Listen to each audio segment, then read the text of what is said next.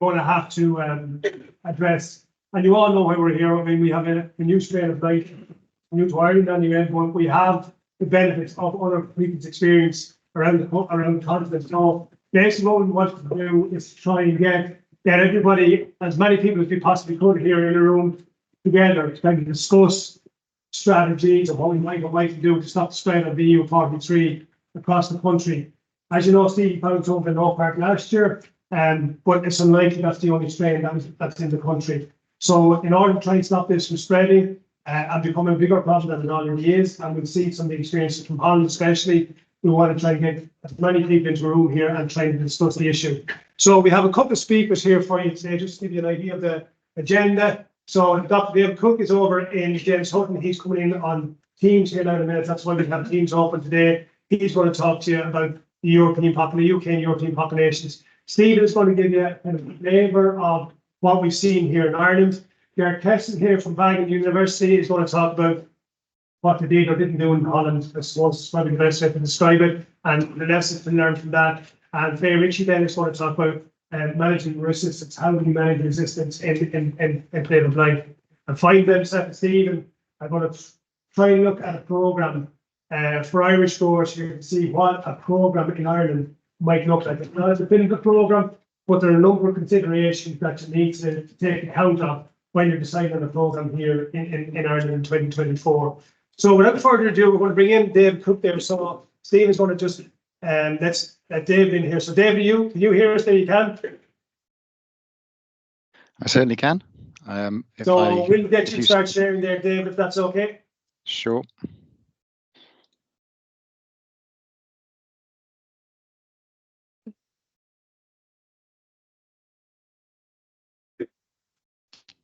Okay, we can see that, David. So in your own time. Okay, thanks. I'm sorry I can't be with you over in Ireland. It would be much nicer to be there in person and see who I'm talking to. Yeah, thanks for the invitation, Stephen and Shay, to let you know a little bit about what's going on in the UK and Europe. So that's what I plan to talk about today is the fight against blight monitoring and the Euroblight monitoring. And hopefully this will complement nicely the information from the other speakers today. So before I go any further, it'd be also just important to acknowledge all the sponsors. That's the sponsors for the Fight Against Blight programme. You can see them all listed here. It's a great combination of agrochemical companies, processors, advisory groups, agronomists, etc. So yeah, thanks to them for sponsoring the fight against blight, but also the same sponsors pretty much have been supporting the Euroblight. So that's the European collection of isolates from across Europe, which nicely slots into the population we have in the UK, and the population monitoring the fight against blight data also goes into Euroblight, as you'll see later. Yeah. I don't think I think we're all experts on blight here, and we know pretty how severe it is. I think just the point I want to bring across here is just remembering how quickly it can spread, and I guess the key point there in terms of not only the number of spores that are produced and how rapidly the disease can spread, but the opportunities for mutation within the population when there are that many spores produced. So in circumstances where blight control is poor, and gets out of hand, and we end up chasing it, which we'll have to admit it does happen at times, but that's the whole point of the management, is trying to avoid that situation. You can get a lot of spores which are then selected quite strongly, so bear that in mind. So fight against blight monitoring, what have we been doing? Scouts have collected samples, and that includes many scouts from across the UK, but also I'll show later we do have some samples from both from Northern Ireland as well for the first time this year. Yeah, we collect all the information on the outbreaks, DNA fingerprint them using these microsatellites, which essentially is the same technology that's used for criminal forensics. So it's going in and probing parts of the pathogen genome and saying, okay, what does this match? What's it closest to? And what can we kind of fingerprint as the culprit for the cause of the blight in any particular crop? So it works really well, and you can see an image of the type of fingerprinting results at the bottom there. So as a result of this genotyping, I then go and compare the results to all the other genotypes we've seen in previous years, and identify what they are, and then we put them in the database and visualize them. So, and they're publicly mapped, so you can go and have a look at the detail if you want to on the euroblight.net website. And I think it's just worth showing this is what clones look like. So we've got a phylogenetic tree here just showing clusters of different coloured isolates in this case. From everything okay? Can you hear me okay? I can. Yeah. Okay. All right. Yep. Yeah, we've got some samples here from 2021, but so you can see the different clusters of clones. The different colours represent different genotypes, and the important thing is you can see the separation between them, so they're all quite distinct. But within each one, there is variation, and that's going to be useful for the discussion later on. You know, a clone is a thing that is genetically identical or extremely similar, and much more similar to itself than it is to something else. A bit like potatoes, of course, they're clonal, but you do get off types as well and variants. If we compare that to a sexual population where there's lots and lots of sexual recombination going on, and every isolate is completely genetically distant and distinct from the others, you can see, you know, a tree showing those things that aren't clones on the right, and I think it's quite clear that's a much more highly diverse population, and it is from that population, that highly diverse one, where selection and new clones can appear. So they get to a point at some stage where we've seen the same genotype multiple times in multiple crops, and then we name it as a clone, and then it would, you know, shift across from that grey other population to a named clone. Okay, so the context for all this work, as we've all heard, is this the clone EU43A1, which was first popped up on the radar in Denmark in 2019. The process I've just described to you shows that, you know, when we see something for 2 consecutive years, I see this genotype. We then went back to look in 2018 and found, yeah, that type was there in 2018 as well, but just hadn't got over the threshold to be picked up and noticed by us. So it was first sampled in 18, first observed and starting to spread in 2019 in Denmark. And if we look at the you know, the population, the key thing to take home from this slightly different chart is that hang on, let's see if I can set up a pointer. Yep, if you can see the pointer there, that group there is a small subsample, well, a small population of 43 in Denmark in 2019. Now, if we roll that forward to a few more years, and we show you the chart for 2022, you can see that it's expanded dramatically. So there's a lot more of that 43. So that's why we were concerned about it. So thinking about not only its diversity and its appearance, but where it was. So 2022, we started to see spread from Denmark, where it originally formed and was first detected. It spread across to the Low Countries. So again, this is Euroblight monitoring, showing it had started to spread. And more worryingly, in 2022 was the first real suspicions and indeed supporting evidence that it was overcoming the fungicides, the CAA fungicides. So again, you can you can see on the examples of photographs from plots here in this publication by ourselves and the Danish group of Isaac and Jens Hansen in Aarhus University. You can see that, you know, Rivas had failed there. Of course, this rang alarm bells, and a lot more focus then was on the EU43 and its spread. And then at this point, we were worried about spread across to the UK. So the fight against blight monitoring for 2023 was really important. Okay, I'm going to go through this pretty quickly because there's more important things to discuss, I suppose. But the 2023 season started very wet.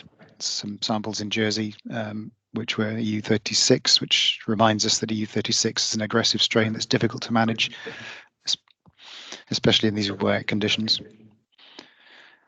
However, when you go to the 2023 season was pretty patchy, so you can see dry at some stage, and I'm getting some echo back here. Can you mute the mic in the Yeah, we room? can hear you perfectly, David, yeah. You can hear me, okay. I'm just getting echo back, but if that's okay. Yeah, you can see that the epidemic really kicked off in July, and I'm kind of guessing it's the same in Southern Ireland, perhaps. It's not shown on these UK Met Office maps, but so we collected a lot of samples in the latter half of the season. We were particularly interested in 43. So in summary, we got 196 outbreaks and 1,500 samples and 75 different people. So thanks to all those scouts who actually collected samples, all those people reported outbreaks, and we've genotyped almost 1,000 samples and collected isolates, which we need for fungicide work. So in a nutshell, we didn't find any 43A1 in the UK population, which is great. But let's not be complacent. We found a lot of 36A2.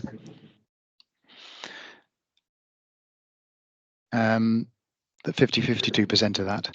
We also found the 37A2, which was the strain which had shown resistance to fluazinam in the past as well. So, but that you can see the reduction in that population is quite marked, which is good news in terms of continued use of fluazinam.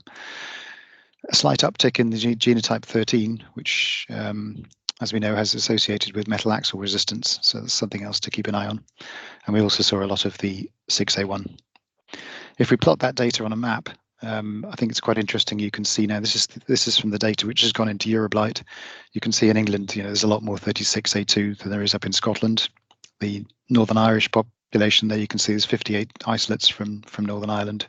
Some of those are from AFBI and some from as part of the Euroblight monitoring, and some just from individual farms or groups who wanted to know if they could get stuff genotyped from Northern Ireland.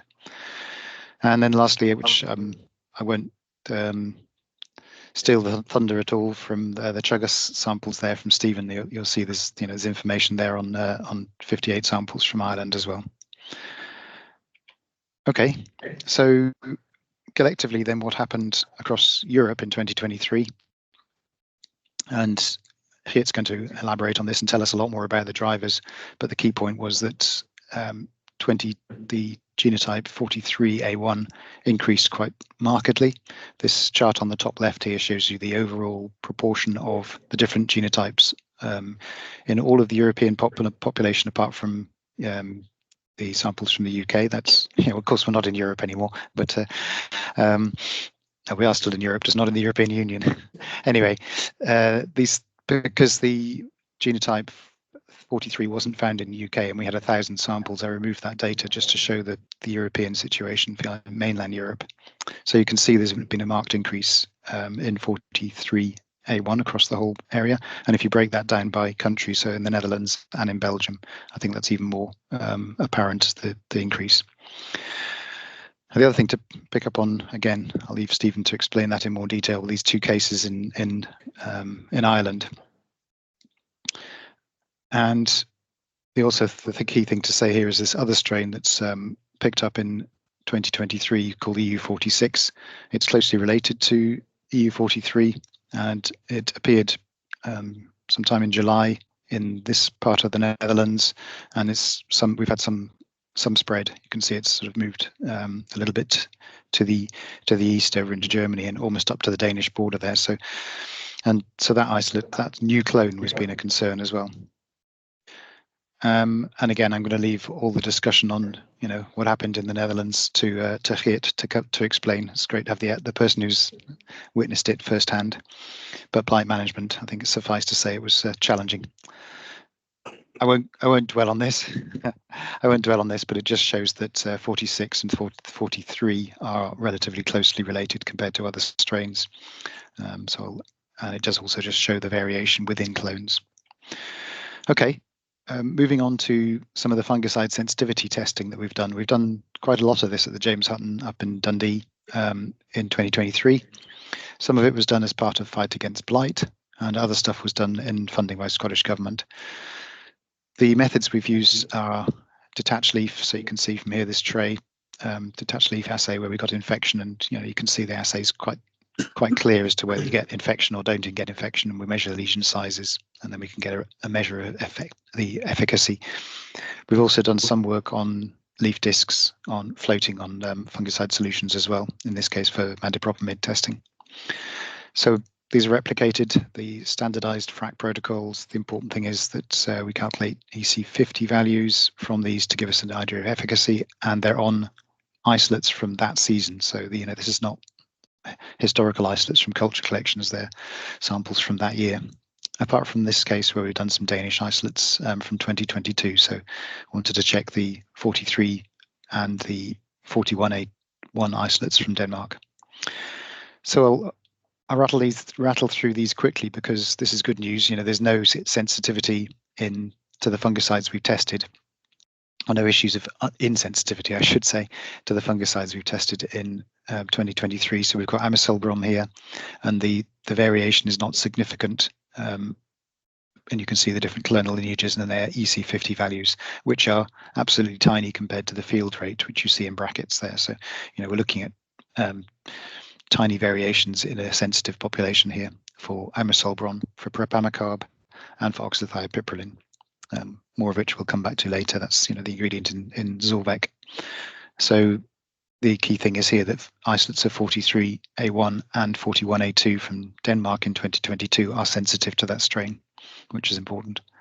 So those for 3 products. I should say those 3 products we've tested in previous years. So you can see that's like a run of data now from 2018 through. These 2 products we'd never tested before. This was decided by industry. So the Fight Against Blight sponsors had a voice and chose which products to test. Zoxamide, again, sensitivity in all the isolates we tested from all the lineages, and the same for amitriptyline.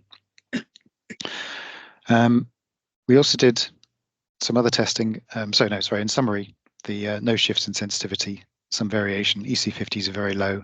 We didn't test mandipropamid because we knew we've tested that for previous years and it's always been effective, and we've no reason to suspect that's any different for the GB genotypes. Okay, moving on to some other stuff that wasn't in Fight Against Blight. A reminder that metalaxyl is the population of 13A2, the blue 13, which was resistant to metalaxyl, which is now historical. We went up to 80% of the population, and that over time has declined. And use of metalaxyl, of course, has declined as well. But there's always a hope, I suppose, that we can get back and use that product, because as you'll know, it's an effective product. So we do see a change in the population when that product stopped being used. And the same on the right hand side here, you can see the data for 37A2, the green one, the population of that, and the frequency of use of fluazinam. And you can see, fluazinam use has dropped off quite dramatically, and the population of 37A2 is reduced. So this is kind of a good news story, because if we stop using the product and we change use of the product, the population does respond to that, and that keeps that product active for longer. So that's the point of all the strategies we're going to be discussing today, I guess, is really to make sure that we use them wisely and we allow the population to adjust, and we keep those products as part of the armory we have for managing blight in the future. Metalaxyl specifically, we've tested isolates from many years now. 13A2 all been resistant. That's what this red shading shows. 41A2 samples from Denmark also resistant. And I suppose what is slightly concerning, samples of 43A1, so that's 16 isolates from a range of different sources, have also been shown to be intermediate in resistance to metalaxyl. So that's a concern and something we need to keep an eye on. Fluazinam, I haven't shown any results, but really you can see here that when we test 37A2, 10 isolates, the EC50 is pretty high compared to field rate, and so isolates of 37A2 are still resistant to that lineage, but not to others. And again, that's the important point. Oxythiopyprolin testing as well. Obviously, there's been concerns, and Cordova have mentioned this and just obviously raised the issue of resistance being found in mainland Europe in 2023. That was announced at British Potato in November. So we tested isolates of EU41 and 43 from Denmark and the Netherlands, and also an isolate of EU46 as part of Scottish Government monitoring.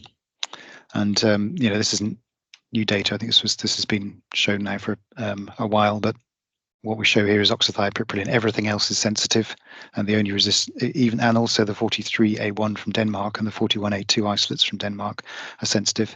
But in support of the data from Syngenta, we found 43A1 isolates from the Netherlands, and a 46A1 isolate was resistant. So there is resistance in some EU43 isolates, but we do know there are isolates which are, that are sensitive as well, and there is resistance within the 46A1 population. So that's all the testing has been done by physical in vitro fungicide tests, but we also have for both those active ingredients, I suppose quite fortunately, for both those ingredients, we have markers which are known in the genome.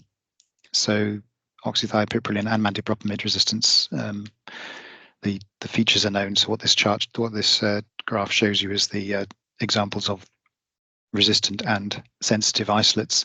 So on the left-hand side here, there's the one of the markers for oxythiopiprolin resistance, or the OSBP fungicides, and you can see there's a single base pair change here, which changes this base, which we validated through testing, which supports Corteva's data, showing this is one of the markers which gives resistance.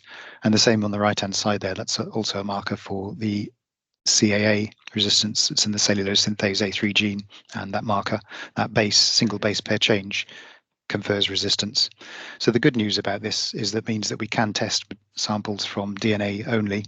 So we could test FTA card samples, and I think this is going to be useful as we move forward to the 2024 season to be able to monitor stuff and look at samples, live as they come through to us in the season. Because obviously we're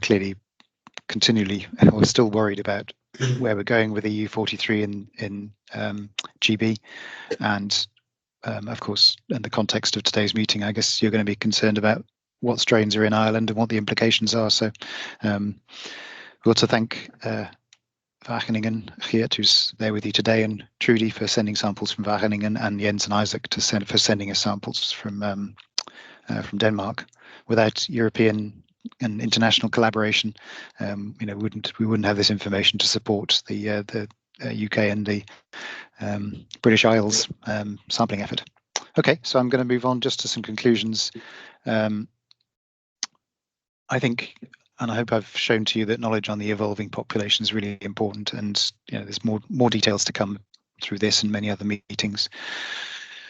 Yeah, planning fungicide programs as 2024 is going to be complicated, and we'll come on to a lot more of that. And I think the monitoring is going to be crucial for that, to support those programs. We know resistance has been confirmed in the EU43 population parts of it, but not yet sampled in GB, so that's good news. Fluazanam, yeah, we know there is resistance in the EU37, but that isolate or that genotype is declining, which is good news. So I think that's keeping that active ingredient in our toolbox for managing blight. Metalaxyl, yeah, that's still something we would like to be able to go back to, but there is concern now about EU43 and 41 having resistance in addition to the EU13. And oxythiopiprolin, yeah, we know about the resistance. I've mentioned that already, reported by Corteva in mainland Europe. No evidence in GB genotypes to date, so that's good news. I think we still need to continue to think about cultivar resistance to complement the fungicides, try and keep the populations down, keep populations of blight down and manageable. We know that if we combine these two strategies, we'll have a better chance of managing blight. And also, yeah, blight's got to come from somewhere. So keeping rotations long to keep risk of oospores down, and volunteer potatoes and potato dumps is absolutely critical. And I will leave it at that, and thank you very much. Okay, David, you might just leave your microphone on there for a minute. If there's any quick questions when we're getting Stephen set up here. Sure. Any quick questions for David? I throw one quick one at you, David. I remember listening to you at Based on Practice last year, and you were mentioning the mix of fluazanam, and you've seen a big decline of 37A2. Is that something that you think would work for EU43? Do you think that can mix and match like fluazanam? Yeah, good question. What's fluazanam in that? Fluazanam, yeah, fluazanam was on the presentation. Yeah, I mean the indications from all the testing we've done so far is that 43 is certainly sensitive to fluazanam. So, and I know from discussions with the Danes this year, they used a very effective program with fluazanam in a backbone in Denmark. So, yep, I think there's great hope for that. Which okay, shows. Sorry, David, go ahead, finish your point. I mean, it just shows that keeping products in the armory is important. We're going to need everything we get, I think, going into the future. So fluazanam has a role. Yeah, I think you're going to stay with us for the afternoon, so if there's any questions later on, people can ask. Is that okay? Absolutely. Yeah, I'll Thanks, stop Ian. sharing. Thanks a million, David. So with no further ado, we're going to hand over to Stephen. So Steve is going to take you through and give you an idea of the flavour or a flavour of what's in the Irish population here. So Stephen, I'll hand it over to your care. Thanks. Just want to confirm everybody seeing that online. Yes, we are. That's fine. Thank you. Perfect.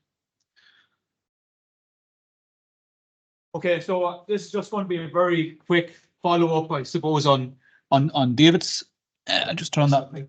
And David's to give it an Irish sort of slant. So what have we been doing? What have we been getting? Just to put it in context, we use the same method as David. We actually get the FEA cards, and some of you guys will have provided some of those last year. We previously would have tested those in-house ourselves, but I suppose since 2020, we've actually sent them over to David to be included in his analysis. So what we're looking at here is, in terms of the samples that I'm going to sort of show immediately here, are up to 2022. Not a huge number, and that's something that I hope after today we will, I suppose, over the season, work with you guys to get, I suppose, more sampling. Because one thing that is sort of part of a lot of these talks and presentations is we need to know what we have. Okay? And that's where we need to get the samples and get them genotyped. And I suppose there is that aspect of getting those samples is difficult because if there is blight, it tends to be treated. We need to get live samples, I should say, in terms of being able to do that. Well, what have we got from an Irish population? And this is taking the data that's on the Euroblight database to put the Irish population in context. This isn't just last year, this is actually going back for about 10 years to show where do we sit in the European context. And to some extent, as you can see some yellow sort of there, that older 8A1, and you can see that we're almost at the edge of Europe in the population. We're slightly different. What I'd say is actually we're slightly behind what's actually happening. We're 1 to 2 years behind what tends to happen in I suppose, the mainland Europe. We get a sort of selection that probably the fitter of those strains are going to come, will eventually come to us and then get fixed in our population, and it can be difficult to get rid of. And that's an indication of that older 8A1 is still in the population, still some amount there. So I suppose we need to learn from what has happened elsewhere and take that information so that we try to avoid those mistakes happening. And really it is about understanding that pathway system. I think that's where Geert's presentation, David's and Faye's, it's information for us, and we need to take a lot of that on board. But really to give a context of how populations do change and how quickly they can change and how stubborn they can be in not changing. I want to look at the Oak Park population from a fungicide trial. This would be a fungicide trial that I suppose a lot of you will be familiar with. You will have seen it, where we have just the main products applied in a 7-day application. And what we see in 2019, dominated by the older 8A1, there was some of the 6A1 that David spoke about, the odd blue and a bit of 36. 1 year later, we can see that actually is dominated by 6A1, but we can start to see that actually the fluoxetine was clearly selecting for that 37. And exactly as David would have said, once we're applying these things that's in the population, we will start to filter them out. Into 2021, we had a change in the population again, and it was into this, what was called 44, appeared in 2021 and disappeared. But again, you can see there was not selected for 37. And you will have seen this in the field in terms of the trials where the efficacy coming from the fluoxetine treatments were quite poor. Into 2022, 37 is dominating that Oak Park population. And what we could say is that actually, look, from a European perspective, David was sort of describing how actually 37, even within the UK and GB, had decreased quite dramatically. While actually, if we take Oak Park as maybe a representative of the Irish population, we're dominated. We were dominated in 2022, and clearly from 2020 when it started to emerge, basically that 37 has been selected for. But to really then look at 2023, and I suppose using the same sort of map that David would have looked at it, because I'm including all the samples that we would have had a genotype from the 55 Oak Park, not just the fungicide trials, there was also variety trials, etc.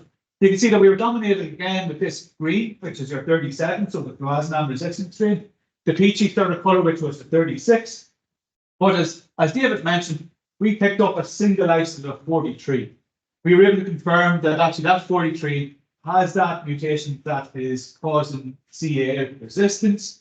But David also mentioned that there was another detection of 43 in Ireland. That wasn't in Oak Park, that was in Cardiff.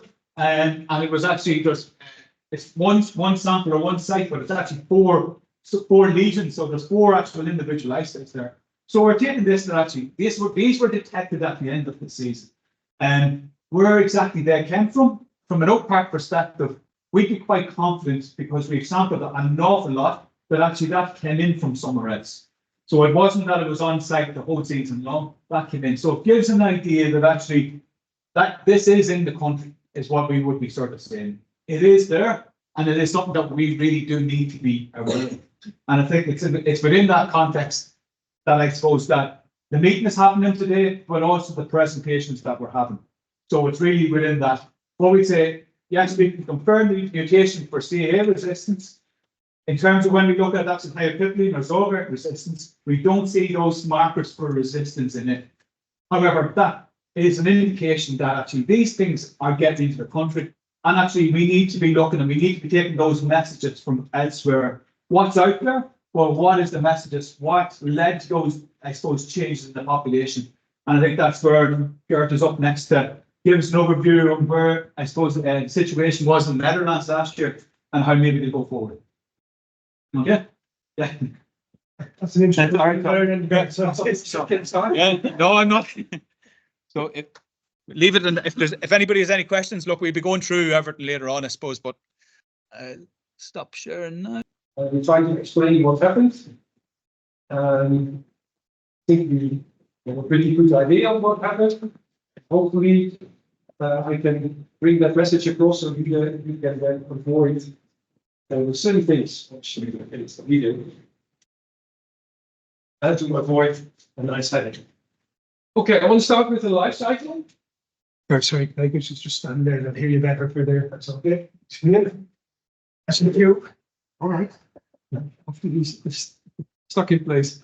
If we start to look at the life cycle, it starts here in the middle. This is the lesion that you see in the season. The spores are coming out, usually on the side of the leaf, and they can be taken up in the air, or they can be washed down by rain and end up near the tubers.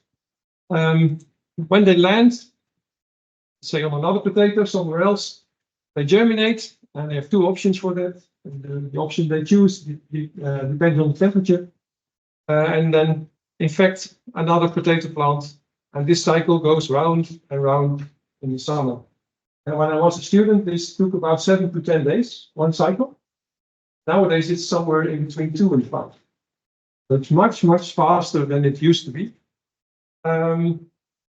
Once every year, all the potato crops are gone. That's what we would like. And Phytophthora has to survive in the tubers. So this can be tubers on a waste pile. It can be volunteer tubers, but it can also be seed. So it's one of the most important sources of inoculum early next season. Now, since the 1980s, we also have this part of the cycle. The previous 2 cycles here, the summer cycle, the winter cycle, they are what we call asexual, clonal. And now, since the 1980s, we also have a sexual part. And I don't think you have trouble with that here. You have a 1 in 4 rotation or wider, so that should safeguard you quite well from this part. But the sexual cycle produces what are called oospores. They are formed inside, really not on the outside, but inside. They have a triple wall and they are true survival structures. So when the leaf falls down, degrades, these spores end up in the soil and they remain there for 3 or 4 years to infect follow-up crops. So that's the cycle. Just this to give you an idea of what Phytophthora is doing. Phytophthora is very good in changing. David illustrated it, even illustrated it. If we assume that this is 1 hectare of a potato crop that is fully infected, 100% destroyed by Phytophthora, The number of spores produced from that is approximately this number. If I would have this on my bank account in cents, I would be very happy. But this is the low estimate. It can be 10 times as high. And Phytophthora creates, well, it doesn't create, but mutations happen. All kinds of things happen, and resulting in that, in this cloud of these spores, about 1 in every 100 million spores is a mutant that, for instance, has a resistance to an active ingredient, or that is capable of breaking through a resistance field. So that means that from this 1 hectare, we have about 40,000 of these mutants. They go up in the air, they land on neighboring crops, and they can cause all kinds of havoc there. This is where the mutation takes place, and the neighboring crop is where the selection takes place. This guy, Darwin, these are the principles that he are not invented, but came about on his sailing trip. This is where the resistance for an active ingredient, for instance, emerges. But there's one extra way to even more efficiently create or select for mutants that are resistant or to an active ingredient or virulent to an active ingredient. That is to spray on this crop. Here you have all the spores. If you spray, you select directly. That's also something you should not do. Late blight is always controlled preventively, unless there's a new risk. Okay, let's go. Populations are monitored. David already illustrated it, because these population changes have consequences. This was the potato cultivar Sterling. If you expose it to some of the older clonal lines, 10A2, 8A1, 6A1, 2A1, it was resistant. Then in 2004, Blue 13 or EU13 came along, and then it was susceptible. Same is true for fungicides. This is a vial in Lelystad. And these plots, this is a typical plot size. They are sprayed with different fungicides. And the brown ones here are not the control plots. These are the 2000 sprayed plots in 2011. So these changes have consequences. Yeah, David already showed you what happened in the Netherlands. And that story, it really starts in Denmark in 2018 with the first find of new clonal line EU43. And then it stayed in Denmark for a couple of years. And then in 2021, we started finding it in the Netherlands and in Belgium. And then in 2022, it increased to 43% of the population. So that by itself is already an enormous alert that something is wrong. And you can see that in this picture. And then by the end of 2022, early 2023, the information became available that EU43 contained this CAA resistance. And then there was a little bit of a panic, because it was very late, very close to the next season already. We did try to communicate. Syngenta changed the advice on how to use readers. In this case, always mix and no more than 2 applications in a row. But time was simply too short to have that message on each and every kitchen table of each and every potato farmer. And this happened. This is Blight in early August 2023 in Lelystad. This is an organic crop, but it was a resistant cultivar. This was not uncommon for the area at that point in time. But we had a huge epidemic. If you were driving through this area, even at 100 kilometers an hour, you could just see them there, everywhere. This was caused by mainly EU43. EU46 was new last year, also a nasty one. What Belgium, same, EU43 here, very important. Also similar stories from Belgium. And if you look at it this way, and this is the Dutch late blight population 2023. We find EU43, this turquoise one. There's a fraction of CAA resistance in there that's quite high, 90 plus, 95+%, I think. There's also a little bit of CAA resistance in EU46. On top of that, this was, let's say, the original EU43 that we got from Denmark. On top of that, we started finding the Zorvec resistance in EU43. So there's a fraction, again, within EU43 that has the Zorvec resistance. We don't know exactly how large or small that fraction is. It's very significant, and we encountered it multiple times. So it is, I'm putting this line here, but it could be there, it could be there. Doesn't really matter, it's a reality, and we have to deal with it. Also, EU46 has a certain level of Zorvec resistance, and even one find in EU30. But this was not a single event of this OXDP emerging in one place. It happened all over the country, and multiple places, and that made it possible that it spread so quickly. Yeah, David already showed you new clonal line EU46. It was found here for the first time, and then spread. And I could hardly believe that this was the first year clone. But not anybody you find, so that's what we have to assume. So what happened? If you look back, in retrospect, we made some very big mistakes. That is what I'm going to show you now. 2023 was a very strange season, a very late season. It was very cold until May, and then it turned warm. June was quite warm, so planting was in May, and even in June. June itself was warm and dry, but cold during the nights. So we had June out. And if you look at the decision support system, then you can see the dates, first 10 days of June, then up to 20 days in June. The weather data, but it's all about these purple spikes. Those are infection events. And let's say the nice warm weather during the day means that a lot of farmers are thinking that the infection risk was very, very low. And if you look at this, then it wasn't. But it was like developing, slowly developing, not too fast because the weather during the day was not supporting, but in the night it was. So that's something to remember.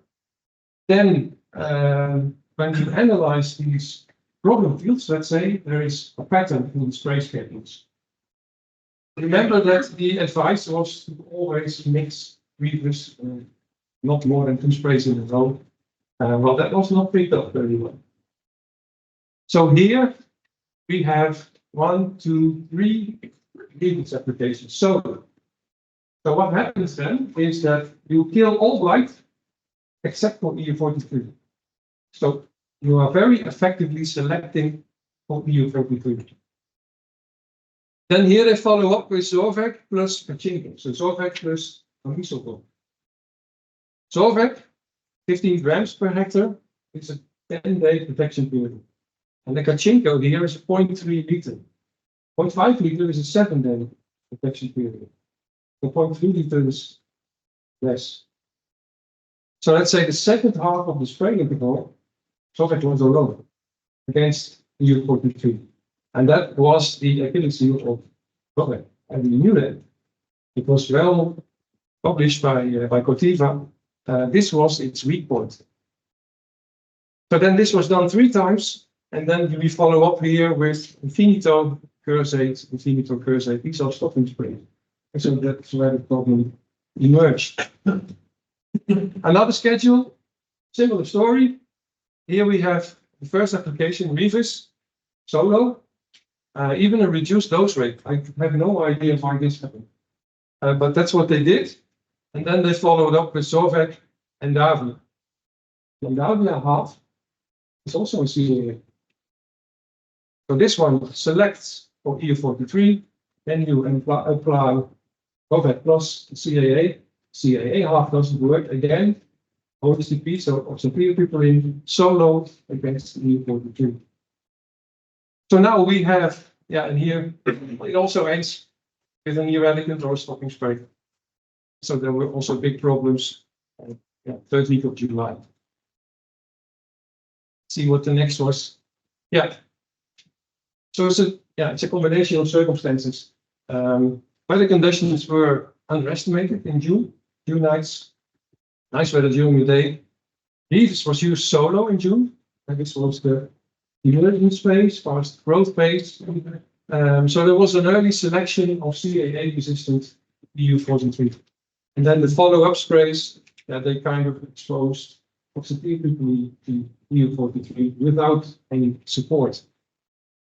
So now we have EU43 in 3 or 4 variants, but the most worrying one is the one that has a CAA resistance plus the OXTP resistance, and it's not rare. Well, that wouldn't have been so bad if the weather conditions hadn't changed to western wet from, let's say, the second half of July onwards. And then we had this huge explosion on national level that I showed you a picture of. The CAA and the OXTP resistance, they are independent of each other. So there's different mutations, we showed it. The emergence of OXTP was facilitated by using the CAAs in the wrong way. So don't do that here. So now, I think if you look at the whole Phytophthora population, if you think away all the clonal lines, etc., I think 50% of it has a CAA resistance in it. Another 50% the OXTP resistance. There's an overlap between these two, but it's not complete. And then here, it's built from these two. Most of it is in EU43. Some of it is in EU46, but also in EU36 we find an occasional single OXTP resistance, but we can ignore that one. So what about 2024? Has been a lot happening over the winter.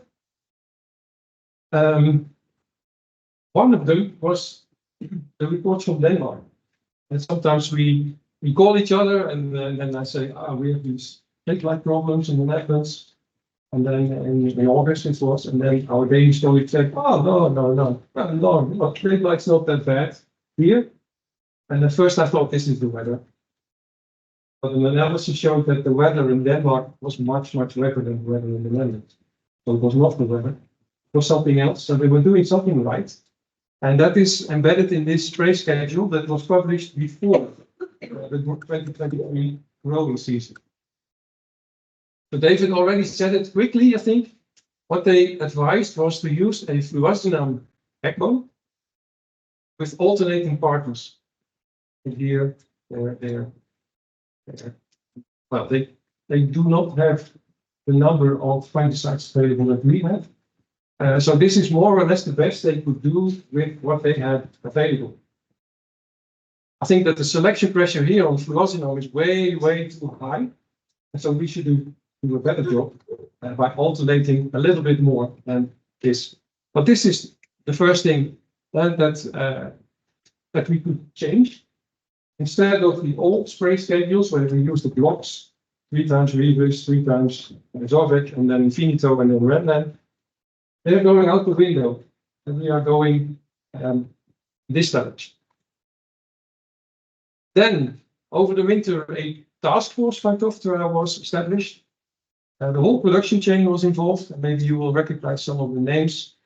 Where, starch, seed, doesn't matter, conventional, organic, and even the hobby gardens. For 2024, the target, quite simple, successful blight control again. But also promote a more integrated approach to late blight control, not rely on the fungicides alone. That's a change that takes much more time, but we want to initiate it, at least initiate it now. For the longer term, stimulate the correct use of plant protection products, protect the active ingredients, and we are going to need them in the future, and we are losing them fast now. but also protect the available host resistance genes. And the future is host resistance, supported by a little bit of chemistry when needed. A lot of activities have taken place. The whole control strategy was, let's say, put into the light again. It starts. You cannot read this, but these are articles they are embedded in the law even that we have to cover the paper dumps. By the 15th of April, they all have to be covered. If you don't, there's a nice fine for you. We have to control volunteer potatoes. There are limits to how many volunteer potatoes per 100,000 square meters there are. And so that's the start of it. And there's been a lot of communication, and then it ends with a on how to spray. This is an illustration of the integrated strategy. It's in Dutch because there is not yet an English version. Rotation, resistant varieties, soil management, monitoring, and evaluation, I should say, and then direct control. So here are the fungicides. So I'm quickly going through it. Crop rotation, that's covered. If we look at the resistant cultivars, there's quite a long list of Blight resistant cultivars available right now. Problem with them is that they cannot yet compete with the, let's say, the high yielding processing varieties. And the other problem is that the resistance in these cultivars is mostly based on only one single resistance, which is very, very vulnerable. But we can use it, and I will show you later how we can use it. Resistant cultivars are not immune. If we put them in the field and we just observe, then at a certain point in time in the season, earlier or later, they do become infected. The stronger the resistance, the later they become infected. And that is what this graph illustrates. And Desiree here is the susceptible control, let's say. It got infected first. And then here are the names of the resistance genes contained in the clones. And you can see that, further to the right, the delay of first infection becomes much, much more, up to 70 days. And that's really something that we can use. For instance, by starting the first spray later. Why not? The nice thing comes when you start combining resistance genes. Here a combination of 2 or 3. And then you see that the delay of first infection goes even further up. But also the color change. And that meant that in this case, these clones did not get infected at all. So these resistance genes we also should layer them. And that is to prevent this. And this is the nickname of Phytophthora infection, the RG destroyer. Or we might now say active ingredient destroyer. This is what we have to deal with. This is what we have to prevent. And it is happening. This graph, 3 years, 2021, 22, and 23, we were monitoring blight on more resistant cultivars. You will recognize some of the names of the clonal lines, EU36, 43, 43, and then others. And then here there's BER1, that's a host blight resistance. We did not find any late blight virulent to this resistant gene in 2021. But in 2022, we started finding it in the northwest of the country. And then in 2023, in 3 areas. Same for this one, R2. It's not a very important R gene anymore, but still a very good support gene, let's say.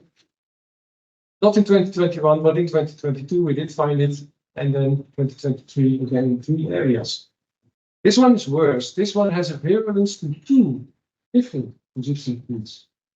And there are cultivars that contain these 2. Not found in 21, not found in 22, but last year, yes, we did. So also Phytophthora is, I might almost say, really improving itself. But But this is a process that we have to stop. If we want to have any chance of keeping the potato cultivation going on a more or less normal way. So then we go to direct control. And let's say the motto meets ultimately what the Danish did, but then an improved version of that. First of all, the control strategy is preventive. Of course, it can happen that the crop gets infected, but you should always aim to prevent infection. It's the most efficient, cheapest, and less risky way, the least risky way. Mix. Always mix at least 2 preventive active ingredients from different modes of action, different frag groups. And that is that complicates things, but it is possible. And the goal is that these 2 actives, they complement each other. And one knocks out EU43, the other knocks out both, for instance. And protect each other.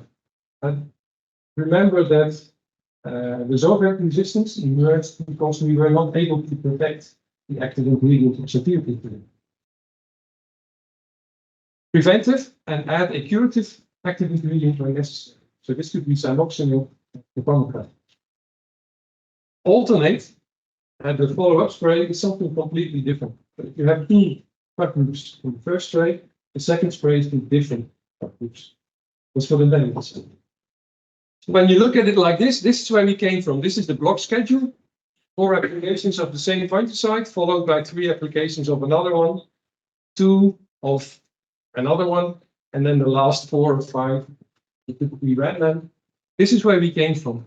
And then if you start alternating, you see this. The same fungicides are used, but in a different order. If you start mixing and alternating, it turns to this. 2 different colors, 2 different frag groups, 1 selection in each spray, and then the next one is something completely different. Now I must immediately say that the height of this bar does not mean that this is half a dose rate, it's full dose rate. Now that's the kind of situation we are in at the moment. We cannot afford to play around anymore. These are the frag groups. We have about 10. And I noticed that I was missing out on the phosphonates. They can also help. So that's 11. But this constitutes the puzzle that we are making. It does work. That's the main message of this slide. I borrowed it from Syngenta, and they kind of compiled all their late life trials in Benelux, 23 field trials, and then they separated the treatments where they had a solo fungicide, the same fungicide all season, or a tank mix, same mix all season, or where they used strategies, control strategies. Here it was short blocks of mixes, and here it was a complete mix and alternate. And then here on the vertical axis is the infection level at the end of the season. And you can see a clear line going down. So mix and alternate is the strongest anti-resistance strategy that we can think of for this. And I hope, Faye, that you agree with that. If not, let me know. Going back to monitoring, we've seen a lot of examples from monitoring, the Blight data, the cards, the clonal lines, etc. But monitoring and evaluation can also be, for instance, a decision support system. Here is an interface from one of the decision support systems in the Netherlands. Again, the purple line, when it reaches this high in an infection event. This is the 3rd, 4th week of July from last year. This is how it started, let's say. You can see the infection events. These are the days, 1st week of August, first 2 weeks of August. Lots and lots of infection events. And then when we put in a spray schedule, let's say a 7-day spray schedule on a Monday, you get something like this. And so it's spray, blue line, Monday, Monday, another Monday, and then well, it continues like this. This is the risk for the crop in colors. So green protected. Yellow says you need to, it's advised to apply a preventive spray application. Orange is curative, and red is a stop and spray. And you can see that in this case, when you spray every Monday, the protection has a lot of gaps. Here, here, here, and there. When you would follow the system, you would get something like this. More sprays, but you would start it. And then you can see the level of protection in this bar. It slowly degrades. It needs another spray because there's an infection event here. And again, level of protection goes down. Another spray here.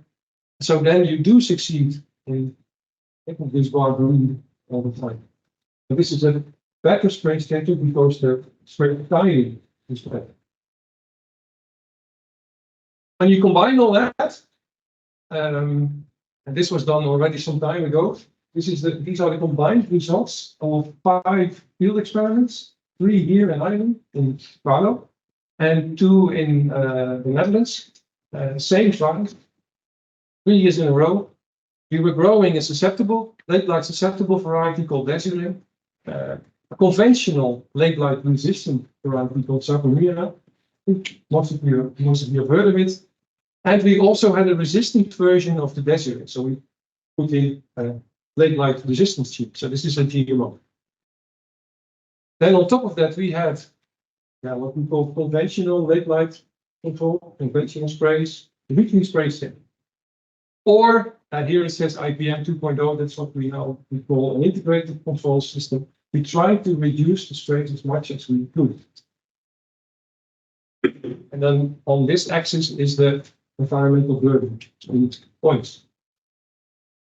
On the susceptible variety Desiree, you can see that we can reduce the environmental burden, but this is not because we sprayed a lot less.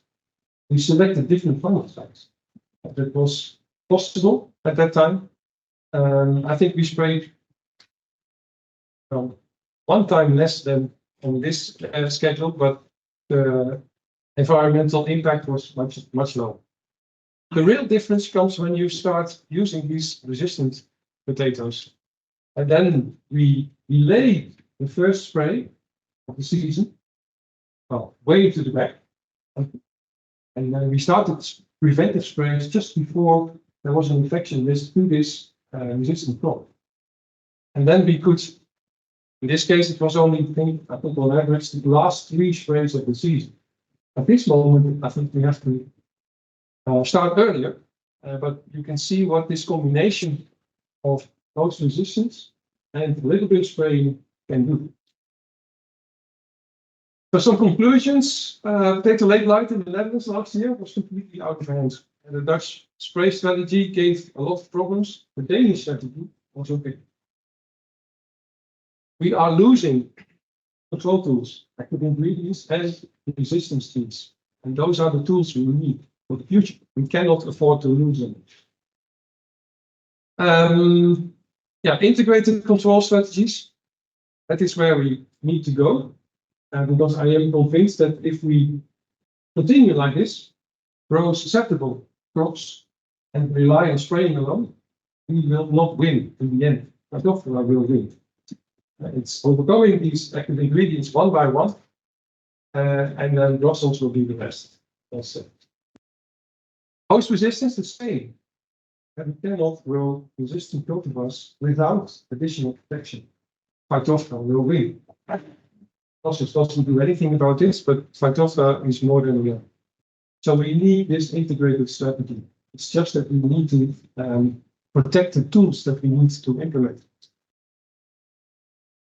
What we, I think the safe bet, the safe way, the safe assumption is to assume that EU43 is present as a tiny fraction of the population. And where did you see potatoes come from this year? Any from the Netherlands, Belgium, Denmark, Germany, Scotland? That's the safe bet. That's okay. Think about the consequences. Which EU43 do you have? I think, Stephen, you said we have the old one. That's the one that was already present, but what's inside this EU43? You never know. Sweet potatoes last year, at least in the Netherlands, they were also suffering from late blight. So the quality is a little bit less than what it's supposed to be. So all in all, don't make our mistakes. CAAs only in combination with a strong preventive active second active ingredient, but not oxythiopropylene. If you want to use oxythiopropylene, it works too. Apply it preventively only, and use a 7-day interval. I think you will find that the product will change this year. There will be less oxythiopropylene and more permissible. And alternate, but do not follow up the CAA with OHTP, or vice versa. But there's a whole set of things that better not do. This is what's at stake. This should be full. And if we continue like this, it will be empty. So thank you for your attention. And I think I have time for questions. No, just how are you making? Just so everybody knows, Geert has to go and get a flight back, otherwise he's coming home to Holland, so that's not a good place to be. So we've about 10 minutes of questions. If anybody wants a quick question for Geert now before he goes. Can I start, Geert? Just you were talking about you have a source of crop that's still in the ground at the moment that still hasn't been lifted. They're a big source of potential infection. What's the plan for them? What's the plan? Destroy them. That's the idea, but that's not so easy. Yeah. And so the primary process that we are looking at really carefully. First of all, seed. That it's more late blight in the seed that normally than there should be. If the weather turns nice, dry, we will never see it. But if it turns wet, we will get very early infection from the seed. How to counteract that is difficult, but you could add a curative component to the sprays. So the bunker or some option to try and suppress this type of infections from this primary source. And the second one is volunteers. There are many more volunteer crops, I can always say, at home, and I think here the same. And so these crops, they start growing quite early, and there is quite a risk, and there is some late blight in there. If there is no late blight, that's okay, but they can also serve as a booster. At a certain point, late blight will go in. It's not checked, and then spreads spores all over the region. But those are the two primary sources that we are looking at very carefully now. You said you've seen blight already this season so far. You showed us samples or pictures of blight, which you've seen already. Day before yesterday. Please go and crop. Lots of stem infections, so I think this is already what's the date? End of March. Not even April. So I really hope the weather turns to drier. It can have a normal, more quiet summer than last year. Just the thing about the thing you showed about the DSS and the timings of fungicide you put on. So first of all, maybe Steve and yourself, is that DSS similar to vet air in terms of what they're looking for? Second one is that really is that more frequent spray and cold when there's a much higher percentage of the population at 4 to 3? Or is that not there anyway? And I suppose in the general sense, then going every 5 days, is that, This was the worst period of the last summer. And so every 4 or 5 days, if you could enter the field, that was really what was done. The decision support system is one of those custom admin, but I think they all try to pinpoint the infection events, preferably in the future, and then you can put that in home spray. That was one more question. Sorry, Steve, is that anyway similar to any other one, do you think? There's probably some similarities there, but with those two things. Like clearly is more precision based in terms of it's providing some sort of information on the chemistry, what's being true. The meta is basically just forecast and some of the conditions that are related to development. But it won't have played that in, or you have it. You played it, not last week. But we might do it then is I'll put up the meta and what actually it is, have a chat about that. But if I can ask a question, it sort of is almost the flip of that very high pressure. What happens where you have low pressure? For like last year, 2023 was maybe a belief that it was low pressure. But how do you know if there's going to be low pressure and what would happen? A 7-day program, do you go 10 days or do you cut or what? No, That's it's the not. question. No, decisions, if you use the decision support system and it has a proper reference module in it, then it will show you. We do not say we are using a 7-day or 10-day or whatever. The goal of this decision support system is to advise the preventive spray just before predicted infection events. So if there are no infection events predicted in the next 3 months, it will not advise spray. And did all Dutch growers use that type of a system or are they on You a need not so much the growers, although we do have them, but it's mostly the advisors. And they want an overview of what's going on. And then a system like this gives them an overview. It sorts the fields for how it's bad. The advice is, let's say, the red ones on top and then the other green. So it's very a lot, but in general, it gives you a lot more information. So it allows you to take better decisions, decision support. The decisions yours, but the least we can do is provide you as much information as possible. Does not take into account fungicide resistance. It does give a warning, but it does not lower the ratings. Robin, your question, Richard?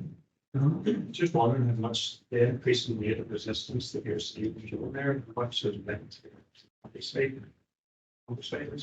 a big loss or hope to still be seeing this, even still have the next amount of them. 1%, of course, it's our really list. That's our resistant management tool. But on the other hand, the reality is still not come back. You still have 9% rather than haven't you? Oh, we're kind of confused. Oh, so you're gone. UK just off of this year, they have up to last You year. really they still have to pay. Here, I don't think so. No. Yeah. The strategy that I showed you for Denmark worked quite well. What I didn't say is that EU43 fraction in the population started as something 16 something and ended as 20 and a half. So it did go down, not as far as we would have liked it, of course. But I think having an idea, yeah, I think it's fine. Yeah, just in the Danish results then, how much of their population prior to this year was EU43? How much was prior? EU37. It was 0 or was it? It's small, but they Not have very small. a huge proportion that is other because it's a very sexual population. So as far as I know, there would be quite a bit of fluorescent resistance in that other background. Yeah. Denmark. This is Denmark. But great. So a lot of others, but there is fluorescent resistance. The Netherlands last year we did not find EU37. But that doesn't mean that the fluorescent resistance is going. We have around 500 samples from these billions of samples that we put in there. 37 wasn't the only lineage with fluorescent resistance. I think the picture you showed, Geert, would be 33. 33 is an older lineage. That's where the fluorescent resistance story more or less started. That disappeared when we stopped using fluorescent. And then a little bit later, let's say the EU33 role was taken over by EU37 was a little bit improved version. But it seems to disappear now.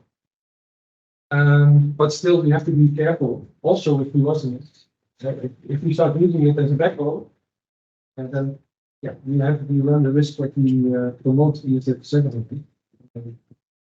Careful, don't. Stephen, yeah? Am I right to say there's different variants of the EU43? Is that right? Yeah, Some are resistant yeah, to we're talking now 2022 version, 2023 version. have they been named or will they be named? No. No. No, because the naming takes place based on these, so the SSR, so the analysis by data. Okay. So EU43 stays EU43. Yeah, but a little bit separate from that, where we want to go is direct phenotypic monitoring. So I don't need to know if it's EU43 if I know that 50% of the population is CAA resistant. And then I already know what to do. So that is where we are slowly moving, but it's much more complicated than this. But like, we want to know what we have here. Is that something we need to know? Do we have one that's resistant to CAA or not? Yeah, that's why you have these. Yeah. It's not resistant. It is resistant to CEA. Okay. I don't think It would not be always. But I think that's it. We'll get into that conversation because that has implications on how we build fungicide. Yeah. Just a follow-up question, Stephen. Is it unusual for any genotype emerging to show resistance or reduced sensitivity to 3 different modes of action? And is there a risk to further modes of action? Yeah, so it started out live, let's say, as EU43 with no resistance to active ingredients. Somewhere along the line, we picked up the CAA resistance. It's one mutation. And then in the Netherlands, we improved it again, another mutation somewhere else, and for the OTP resistance. So it's a stepwise process. It doesn't occur in one go. That would be highly uncomfortable. Yeah, what's the additional cost associated with the proposed mixing? No, it's more expensive. Yeah, I don't know I don't know exactly how much more expensive, but it's more expensive. I think they're using not twice the amount of active ingredient, but somewhere between 1.5 and 1.5. You're specifying the full rate for the mix. For the Netherlands, yeah, because we cannot trust a single active to do the work, to do the whole of the work, let's say. If you think of EU43 and I would spray Regus would control everything else but EU43. So the other component has to control EU43. And that's why we say at the moment, full rate. Just to follow on the shade, the recommendation, just to see, is that from the Netherlands? Is that from the Netherlands? We will look at that all later on. We're going to build a program later on. We'll take it through that later on. And last, me. Mentioned about the sources we're not going to be in the sea. How significant is say gardening actually is something we can certainly. Yeah, I think the answer is it depends how close to a commercial shop that nursery is. There is Blight, and there is a commercial shop quite close, then there is a risk. Because you said we kept the message of and if there's or Yeah. people. Yeah. That's why we are specifically including that. It is compulsory by law to control it. Yeah, also for that. Let me get Stephen on page names. Now, with that aspect, it's important that anybody that has potatoes knows what's around them. Being honest. The onus is to make sure you know. So most people, it's difficult to separate out an area from the ground smoke from Blight. And gardens, most gardens won't be sprayed. It's not always in this where the garden is. Yeah, True. Yes. Very true. We've seen that the first time. I think last question, listen, there's no last question. Give me final chance. Anyone last question? No? Here, thanks, man. I know you have to catch a flight, so thanks very much for your time. Thanks for coming over. Okay, folks, if we're going to move along, Faye Richie just is going to take you through some strategies that she's kind of developing or has developed over the last year or so in the UK. So And hand over to you. Just make sure, is everybody on line can see that? Okay, thank you. Good afternoon. So the purpose of my presentation is really to take you through some of the information that we've had about resistance management strategies, why we're recommending what we're recommending, and sort of just to help understand the sort of importance of implementing those from a control point of view, but also from a resistance management point of view as well. So I think this has been covered already about the different types of genotypes that you have over in Ireland, but the majority of those that aren't picked up are sensitive to currently available fungicides. You do have those challenges, the 3072 that is insensitive to flurazonam, and you've also got the 43A1 isolate in there as well. So what really guides fungicide strategies going forward? Well, it's really all about knowing what you've got in the population. Monitoring with all this going on is going to be key to understanding what's going on. You saw in David's presentation the importance of understanding the population there. It's no different here.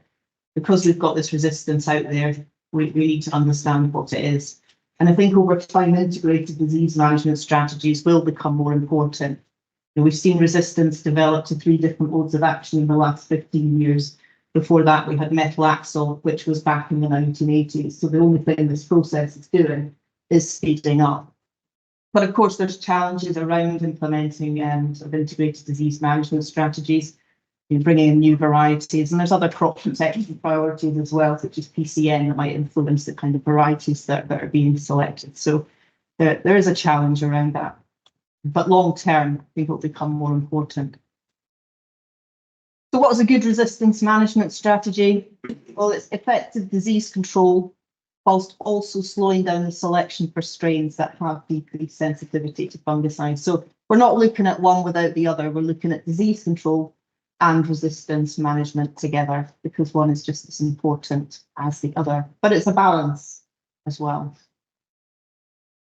So where does the evidence come from? Why are we recommending the strategies that we're recommending? Some of you might have seen this before. This is a review that was done nearly 10 years ago now. And what it did was it reviewed all the scientific evidence out there that showed the different tactics that were available to decrease selection for fungicide and sensitivity. So what you've got down the left-hand side are all the different tactics that were available. And along the top, did they increase the selection for fungicide resistance? Was there no effect, or did they decrease selection? So where you've got a number in here, that's the number of studies that showed that effect. So contrary to what we've believed in the past, increasing the dose of a fungicide actually increases the selection. You're applying more, there's more exposure to that mode of action. Increasing the spray number, again, that increases selection. If you add a mixture partner or you're alternating sprays, overwhelmingly adding a mixture partner decreased the selection, and alternating decreased selection as well. Changing the timing, there wasn't a great deal of evidence on that, but a relatively low amount of evidence. So really what that's demonstrating to us is it's about mixtures and it's about alternation. And the reason for that is it's about reducing the exposure time of the fungicide to the pathogen. So anything that stops that fungicide being used in the presence of the pathogen is a good thing. So you prevent the epidemic, you delay it, you slow it down, that will have an impact. If you reduce the number of applications, that has an impact. So if you decrease the fungicide dose as well, if you limit the use of modes of action in the fungicide programme, and also using mixtures and alternation and co-formulation. So those are all the things that can be done to reduce selection for resistance. And we talk about IPM and non-chemical control measures. Well, they also play a part in this as well. They can do those exact same things. So choosing a variety with more resistance, that would help slow the epidemic down. Controlling sources of late blight, like outbreak piles, and that would reduce the exposure time because you're not getting necessarily that early onset of the epidemic. You're not got that exposure of a fungicide from an early stage. Volunteers, a very similar thing. These are an inoculum source, and they can occur early or late in the season. So again, by controlling those, you're reducing the exposure time. Good quality seed is another factor there, reducing the exposure time. And crop rotation, which was mentioned earlier, which is something that we do routinely anyway. It slows the epidemic, and it also reduces the risk from oospores as well, and that recombination that causes us issues. So we did a project several years ago, and it was sponsored by all the sponsors here, and it was conducted at Teagasc, SRUC, and also the James Button Institute. And the purpose of it was to see how resistance management strategies actually work. We say to people, well, you have to mix, you have to alternate, but what's actually happening to the strains? What are we doing when we make those decisions? So the objectives of the projects was we wanted to determine appropriate strategies to slow selection for resistance, but we had lots of options to choose from. You know, what's better? Is it alternating? Is it mixtures? At the time, we had multi-site fungicides and single site, so we included those in as well. And a lot of the evidence that we have in the literature is from 1, 2, 3 sprays, not really the large number of sprays that we have when we're controlling potato blight. So it was really adding to that evidence base for guidelines for best practice and for the industry as well. So what we decided to do was we used the pathogen really against itself. We set up an experimental system that deliberately selected for 37A2. And we did this because it was at a relatively low level in the population. So this was back in 2019 that we started these trials. We ran them from 2019 to 2021. So we were at a very low level to select from. So that was an ideal candidate to do that. So what we did was we created a series of spray programs that I'll show you in a minute to select for this strain and see what's actually happening in the fields when we put it on. So it was very much a test system for resistance management strategies. So this strain 37A2 represents just a strain with fungicide resistance in the population. It could easily have been CAA fungicide resistance or anything like that. So it's representing what would happen if you have a resistant strain in the population and how those different strategies would work. So these were the test treatments. So we had 6 sprays with a spray interval of 7 days. So I'll just run through this so you can understand the graph that's coming up. So what we did, so for 6 sprays, we applied fluazanam repeatedly over those sprays. No resistant management strategy here. So we effectively put on, I've said sort of total dose, so almost 6 applications of fluazanam. Then we put on the multi-site solo. So this represents putting on an application of a chemical that has no resistance to it whatsoever. So in terms of the amount of fluazanam that went on, it was 0 sprays. Then we looked at alternation. So we looked at one that started with mandipropamid and then followed by fluazanam.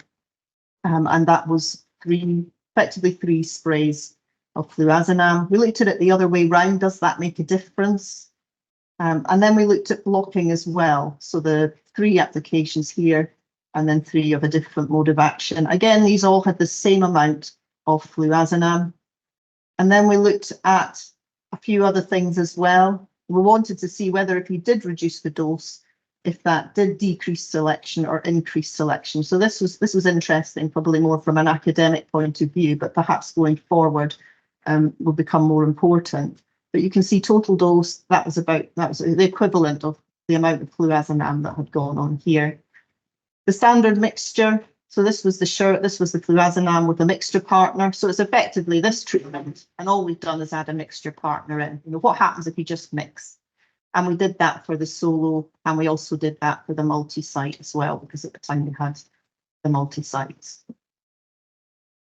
So what did that show us? Well, 3 of the trials we put as a cross-site analysis, and we put them all together, and overwhelmingly the repeated application of a fungicide where you've got insensitivity in the population significantly increased the amount of selection within that trial.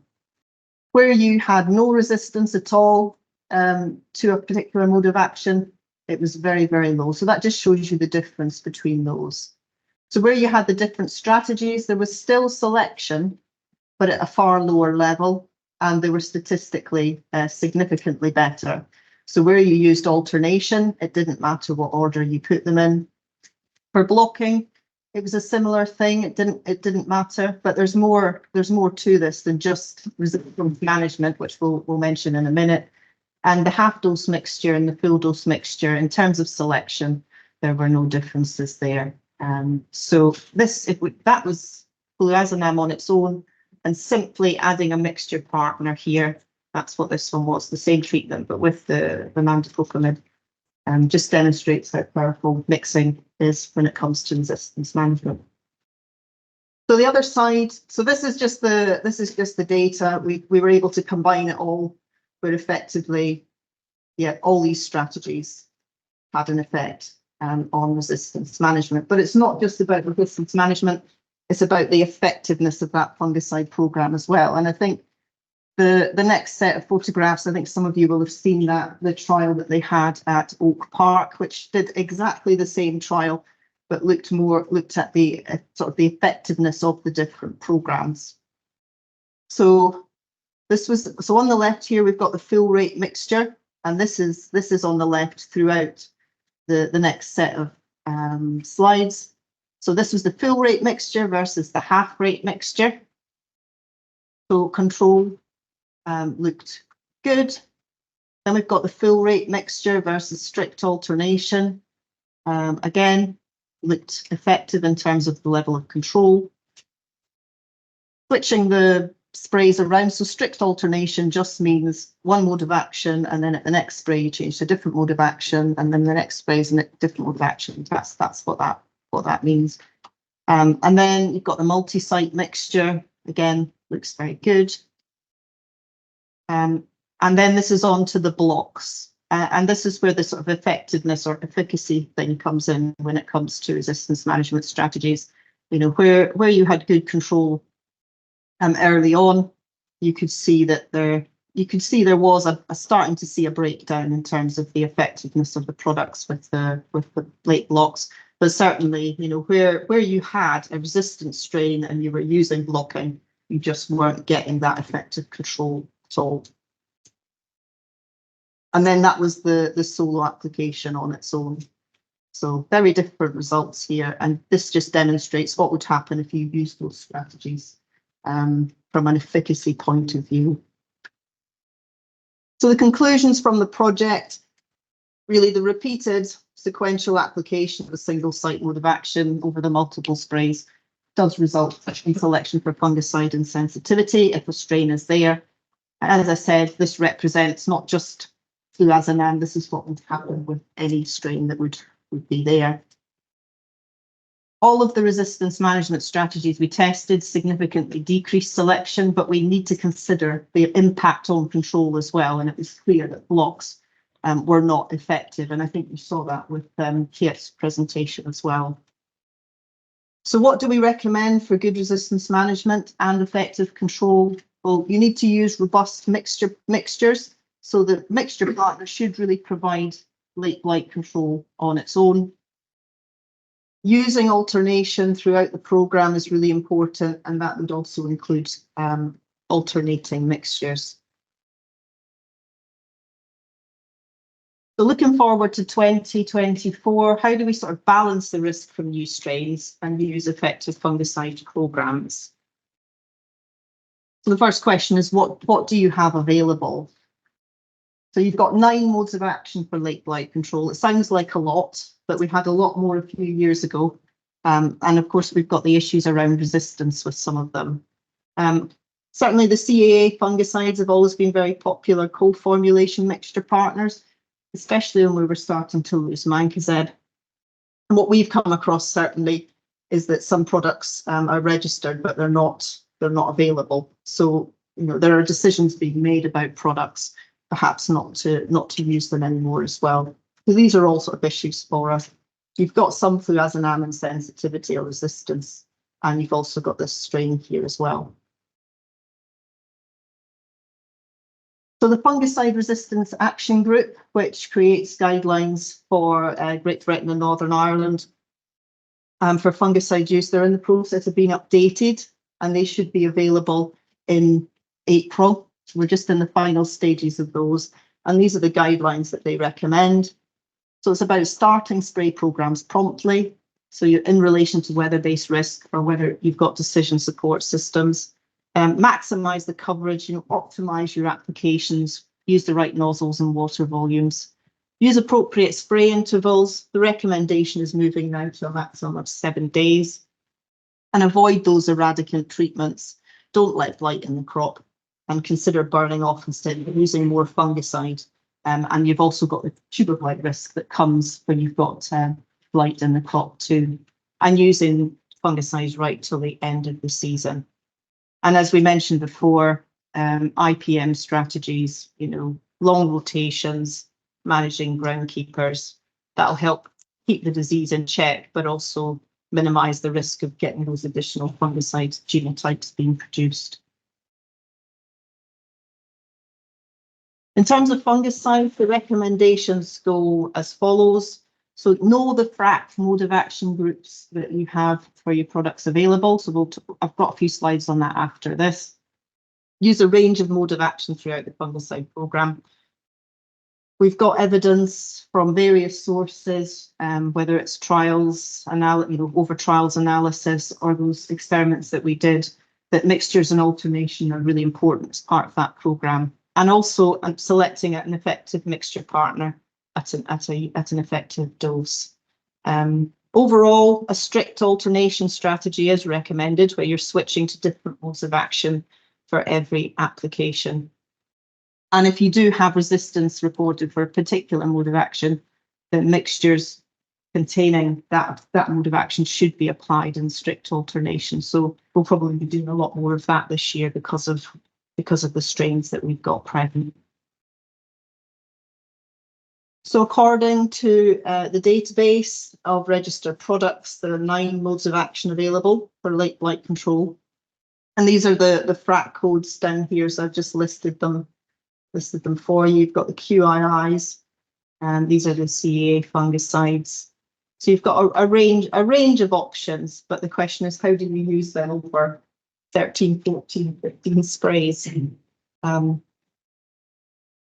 So 9 modes of action, but you've got 3 where there's known to be resistance. So you've got the CAAs, the oxyphicaprilin, and also you've got fluazanam. An important thing with a resistance management strategy as well is persistence of a product.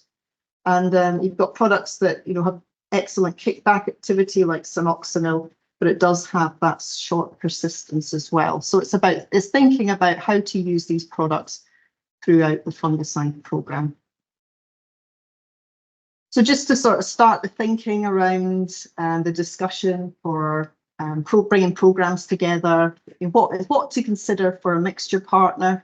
Well, mixture partners should provide good persistence and be used at an effective dose. So short persistence is very good for improved disease control, but it won't necessarily protect the other component of your mixture. So where might you use a mixture partner? So you've got something like Rebus that's on its own. Yes, and that's a recommendation from Syngenta as well. If you've got Cymoxanil as a mixture partner, you might consider putting something else in as well to protect the product. Again, if you're using any solo CEA fungicides, benefits there. But then you've got other products where you've got different modes of action in there. You wouldn't have to do that. So everything's just got that little bit more complicated. In terms of the company-specific guidance, so Syngenta have issued some additional guidance for the use of mandicopamide. So I pulled these out. They're sort of in addition to the guidelines that have been updated in Fungicide Resistance Action Group. So they say to use mandicopamide in strict alternation and to use an effective mixture partner with good persistence. You're limiting the amount that you're using it, so no more than 50% of the sprays or 6 sprays. And again, use in a preventative manner. I mean, a lot of this has been said to you by by Geert as well, and also David mentioned it too. So it's pretty much reinforcing that we need to do these things in order to protect products. So the kind of, so not recommended, and this was mentioned before, is oxapipiprolin, just because they've got the potential for the resistance to be in the same strain, and also just the short persistence of suboxonil, although we might add that in if you want extra kickback activity, which is good from a control point of view. So for oxapipiprolin, again, it's a very similar story. Use the products in strict alternation and no more than 7-day intervals. A substantial restricting of the use of the sprays in the fungicide program. This has no more than 20%, but single crop should receive no more than 2 applications. A question: where would you target that? And then in curative situations, to use it with something with curative activity. It's all sensible stuff. And then there's different guidance for seed. So emphasising the use of curative fungicides, controlling that late blight, and again a restriction of no more than 2 applications per crop. And all of those follow the general guidance that we know will work from a resistance management point of view. So just to summarise, fungicide resistance management or pathogen monitoring is going to be more important than ever. If you can send samples in, if people are looking for samples, send them in. It's about knowing your enemy really at this stage. The more you know about your population, the better control you're going to get. And fully implement all those cultural resistance management strategies, because those are going to give you the head start. Stopping blight coming in on those outbreak piles or those volunteers. It's going to make a big difference. Use the range of products and consider the FRAC mode of action groups as well is an important thing. And using the alternation and mixtures. We've got experimental evidence that works, and also evidence from other sources too. And just keep an eye out for changes in manufacturer recommendations. But the most important thing is not to overuse a particular mode of action. And yes, I think going forward, going to have to be a lot more flexible with fungicide strategies and targeting those active ingredients where we need them and where the risk is. And that's everything. Any questions?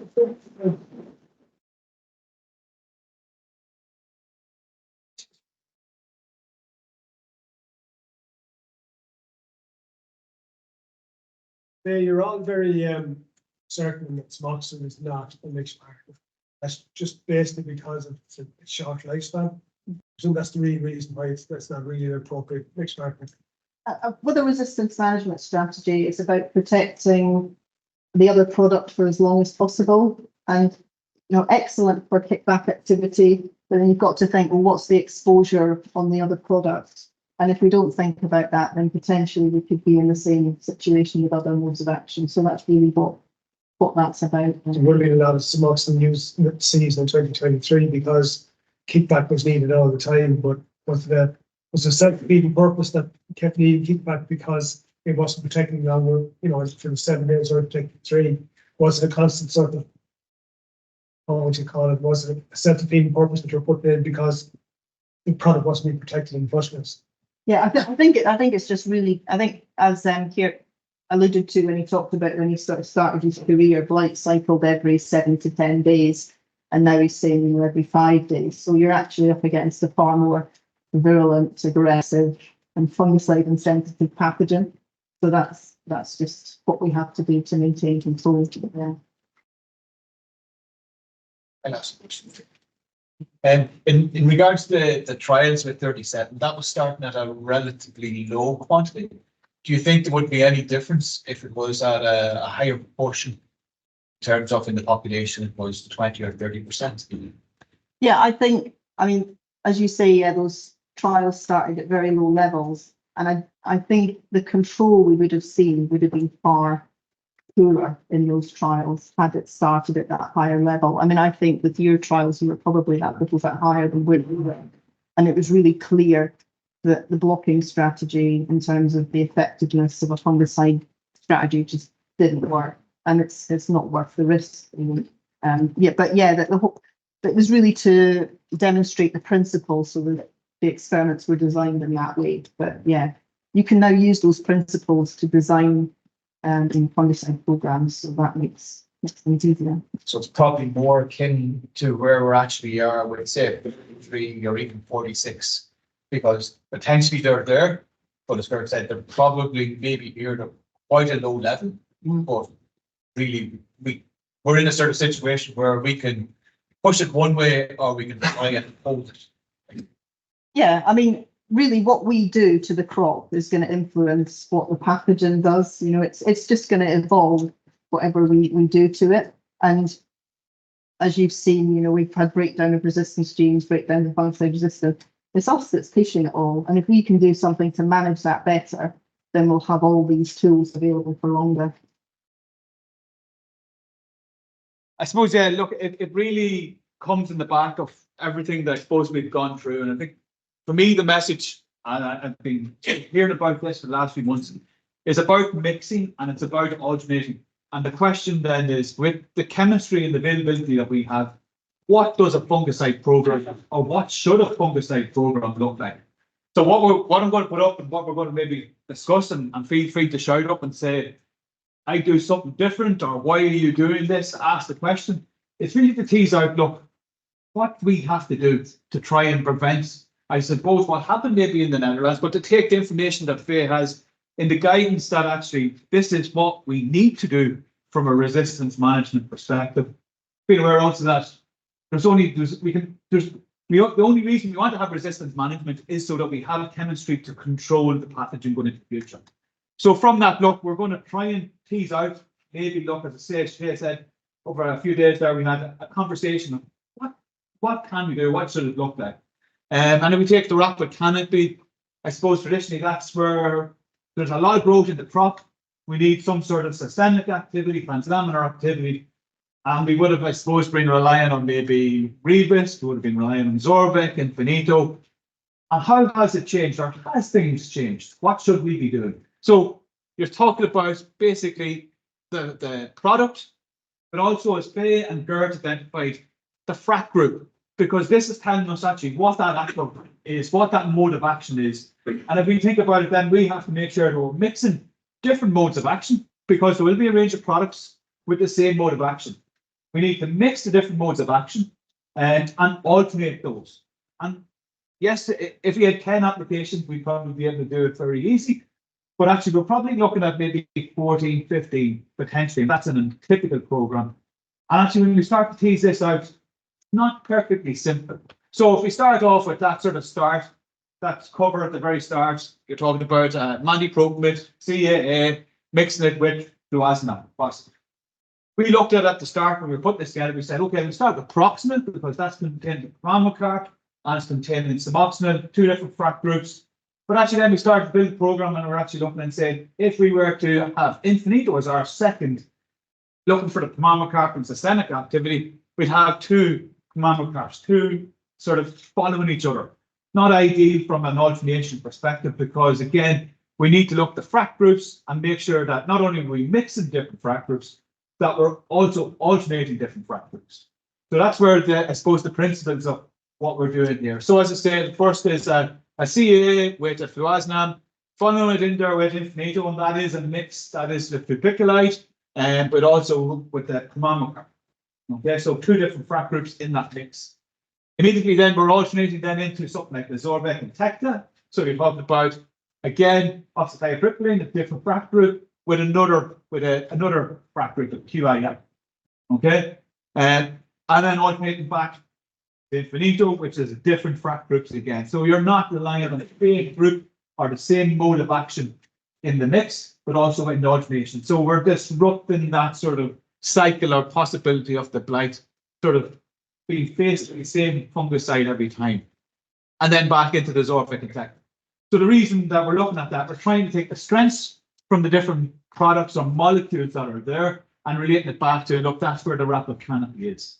So depending on the season that it's in, look, we're well into probably getting into stable canopy at this stage, where we can then sort of look at different sort of actives, different strengths that might be in the different molecules. And that brings us through into the stable canopy. And again, these are only suggestions. There will be different ways of actually putting these together. But again, you're looking at actually the mixes. So everything is containing containing a minimum of 2 actives, 2 different modes of action there. You see your Ranma is QII, Lieto is azoxamide. Again, probably wouldn't have been a big component in programs, but actually can be brought in. Similarly, again, exactly the same in Nervin, which is amitriptyline.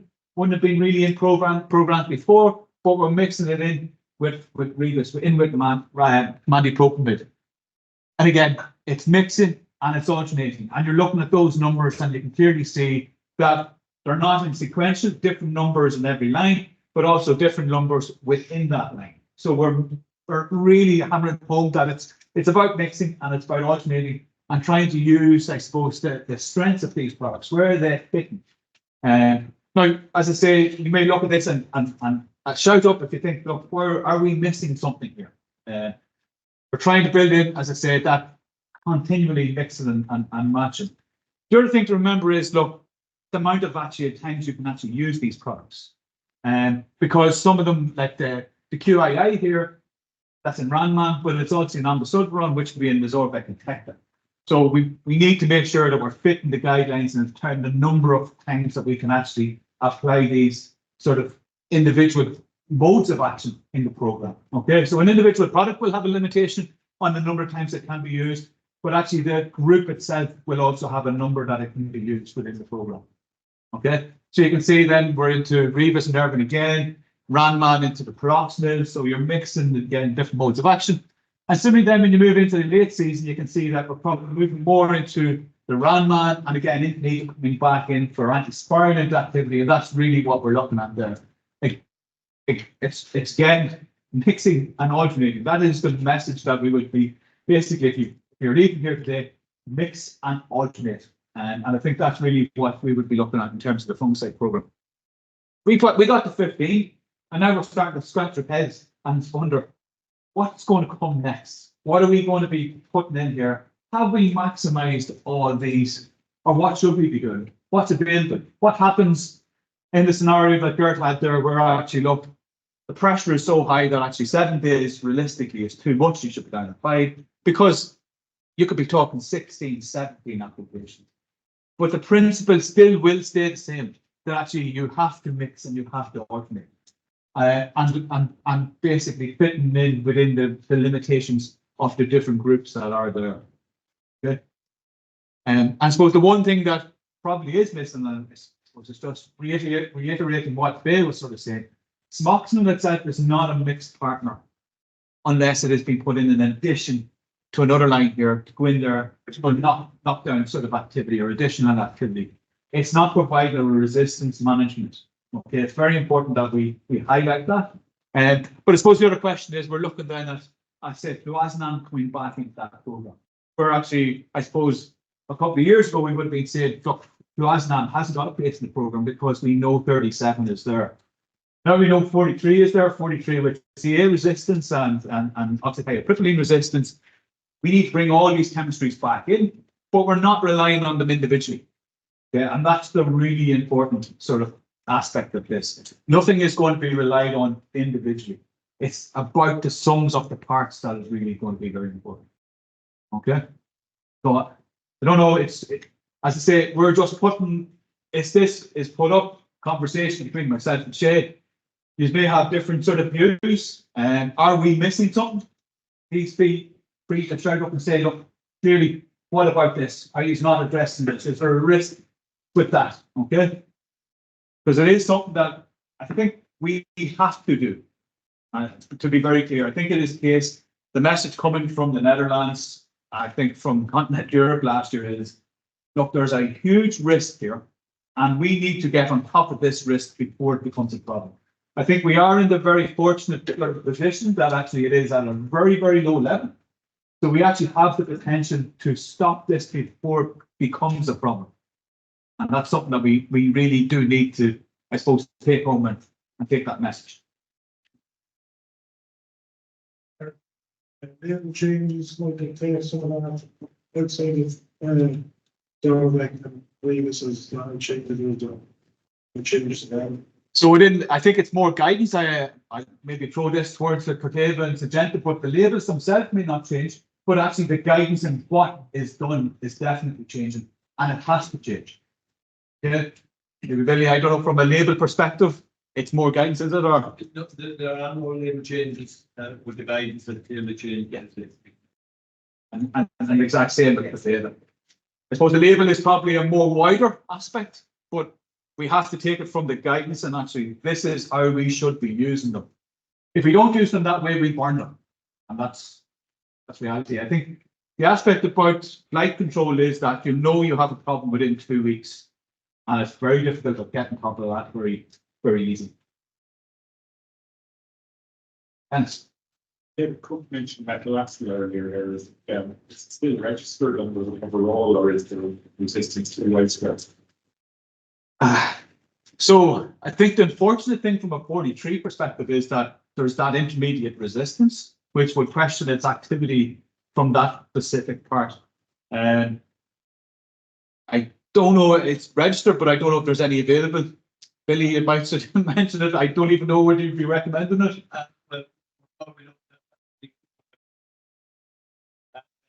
That's in registration. If it comes back, it might come back from straight, but it won't carry a data blight recommendation in the short term at least. Yeah.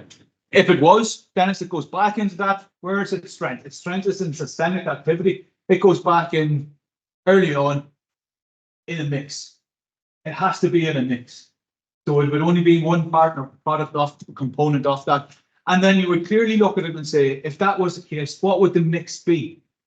Because it gets back to, I think, what Faye was sort of saying and what Geert was saying, that you can't mix something here that is actually going to be, we know there's resistance there. So that we know that actually there's going to be a lot of resistance, say, where Revis is there.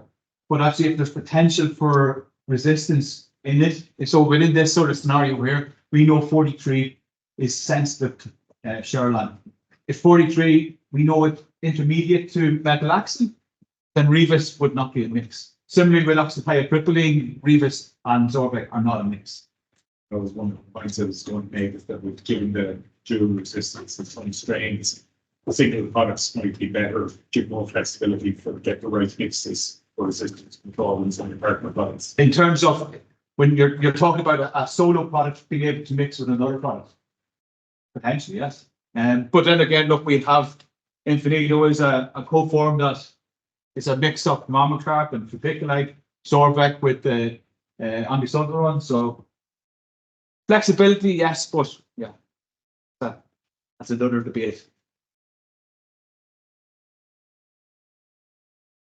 Just, I suppose, comment really, like there's a lot of information there and stuff, but just like for growing in the ground, 90% of the people that sit in the room here is not sitting in sprayer. It's here to that dealing around it, but getting information back at ground level is key really for any resistance strategy or stewardship and stuff going forward. Like, you know, I mean, are you going to try and do that? Try and get back to lower level, or? It's a good question, I suppose, Tom, and it's ideally we would. I mean, if anybody doesn't get it, I have a newsletter that goes out every month. And certainly all the guidelines will be in that. If anybody isn't on that, they can sign up to it. They can just let me know, they can sign up to it. We can do meetings, I suppose, during the summer. We probably will do meetings during the summer. Yeah. Some stage week goes, because I think you're 100% correct. I mean, it's all right for us to talk, and unless growers understand it, you know, they're wasting their time. And that's the experience with the fellow in Holland. It has to be on the kitchen table, every kitchen table. This is an entire industry problem. Yeah. This is not one part, to be honest. And you want to mention, Shay? Yeah, just something as well, David mentioned here on the Blight working group, on people back in with samples. And something we're always conscious of, we feed into your Blight. A lot of samples that go into your Blight, unfortunately, for both part. So if anybody's interested in getting involved in a kind of a Blight watch group, if you like, put your details, and actually it's here on the top of the table. So just please feel free to put your name on top of that. We're not entirely sure what we'll do with that yet, but basically we have a group of people who say, yeah, we're interested in trying to fight this thing. At least we can talk to you and we can kind of get something together. Maybe put a meeting here later on or something like that, on Zoom meetings, whatever it happens to be. I know in the UK to do weekly meetings, or is it bi-weekly? Denmark to do weekly meetings. Maybe we could do something once a month or something like that, to see how it's progressing out there. Because again, I think one of the biggest deficits we get, we don't get told there's blight in certain areas. We don't know it's there, we can't sample it. If it's there, we can sample it, and we can get more information. I think that's something we're going to do.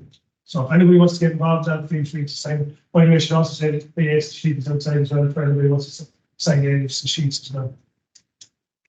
Me, yeah.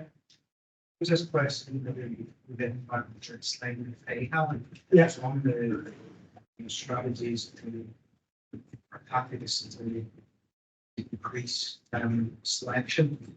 And there was two talk, we will increase those and then increase the number of applications. But not long we were products there, so there's one of the applications of that rather than increase the rest of selection, or is it set our culture? So is it causing more selection pressures based on what you're asking by putting out so many products? So I'll stand up, so if you're using mixtures and alternation, that's going to reduce your risk. I mean, I agree that basically what that was showing was if you've got a product and the general sense was before that if you were increasing the dose of fungicide, you were killing more of the disease and you were decreasing the selection for it. What it's shown is the reverse is true, because there's always been a sort of people against reducing the dose. I mean, it's a risky strategy, so you can see why people want to do it. But I think the theory would suggest that if you're increasing the dose of the fungicide, yes, but if you're reducing the number of times it goes on, so by using mixtures, you're using a range of modes of action, then that's going to sort of counterbalance any additional effect. It almost comes down to that slide that you saw when I did the experiment where fluazinam was put on as a stone for 6 days, and just mixing a mixture partner in just had a huge effect. So by using mixtures and alternation, that will really strengthen what you're doing, even though you might be putting off more on the side. Yeah, and with that, Lee, we're not suggesting to do more applications. It's the same number of applications. It's just more, but it's actually, in theory, it's probably the same amount of or less of the same mode of action. That makes sense. It's just put across differently. So I think where if you look at it there, we're probably introducing fluazinam back into the system, but also then there's a nervin coming back in or coming in too. So it's not just what we currently were using last year, we're introducing and bringing others back in. And that's important that actually, I suppose, that fluazinam, which would have been dropped because of 37, it has a role to play now. It's simply, yes.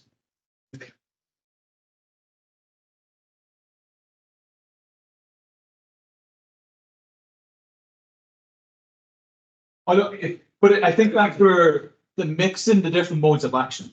So if new resistant sort of issues arise, the hope would be that actually the partner fungicide will knock that out. If we get the situation where the partner fungicide is also resistant, which is like the CEA and oxythiopropylene, that's where we do have issues.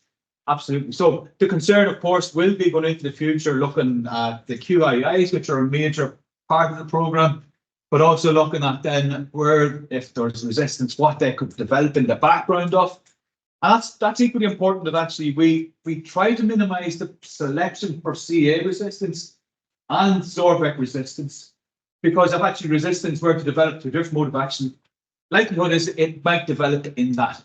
So instead of having a situation where it's 1 or 2 resistance, it's 3, because chances are that it'll develop in a background that is dominating what is the wider population. So we want to avoid that.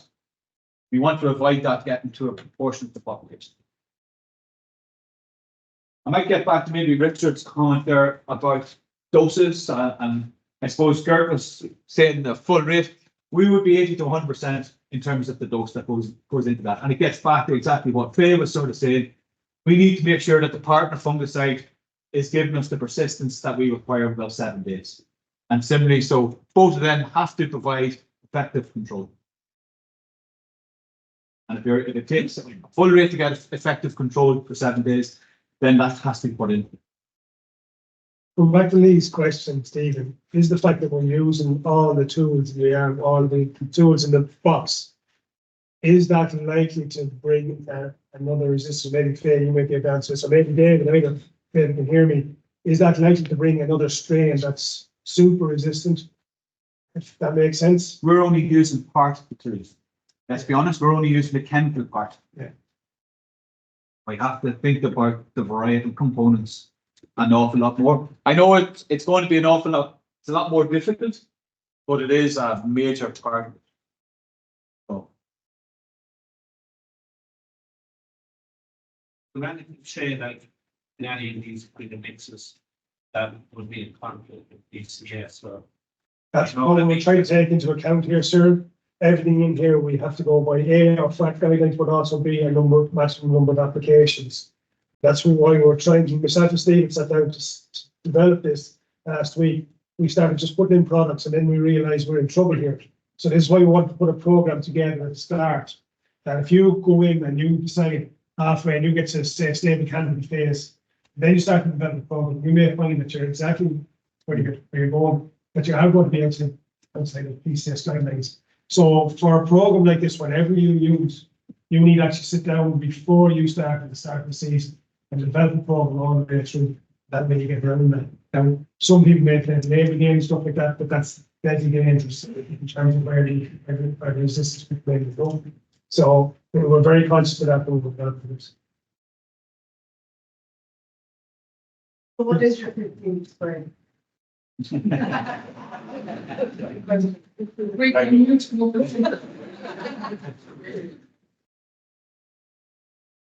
yeah.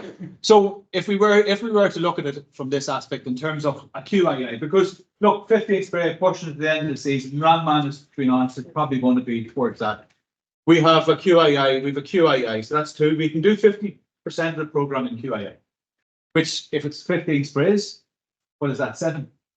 So we're Randman 1, 2, 3, that's 5 already. 6, 7. So we have to go to 16 sprays. We have another Randman. So it's not, it is not simple. So what we want to avoid is having to go to that higher number of sprays. And realistically, that's where actually preventative, and it came back to that whole discussion, try to be preventative. I'm not trying to dodge the question here. I am. But it makes it very difficult. Makes it very, very difficult. And that's where we don't want to be. Use besides with vesicants after. Oh yeah, that's where, look, do we have to go back in here, add in another application of something else in here that maybe not necessarily perfectly suited for that slot? Like, what is a typical number of sprays that are going to go out? What is projected? And that's where it comes back down to sitting down and and actually projecting out what is that program going to be. Because if you want to strengthen up, say, that Randman at the end of the season, then using it in here, maybe at the early stable canopy, push that maybe a little bit later. What can we put in there instead of that? So we have put, I think was it 3 Rebus potentially there? Maybe we put in another one with a different mix part. These are the sort of questions. We don't have this perfect answer, and this is not a perfect program, I should say. Like, this is just an example of what we're trying to do with that. But I think someone mentioned regular, but actually I would say this, when you have bad blight, you need to start thinking about how to manage that. And it's getting back to that whole question about treating, as Geert said there, one of his first slides was where you have a very bad infected. Are you trying to hold that, or how are you getting rid of that? We put something there just to we don't have regular this year. Spot on. Yeah.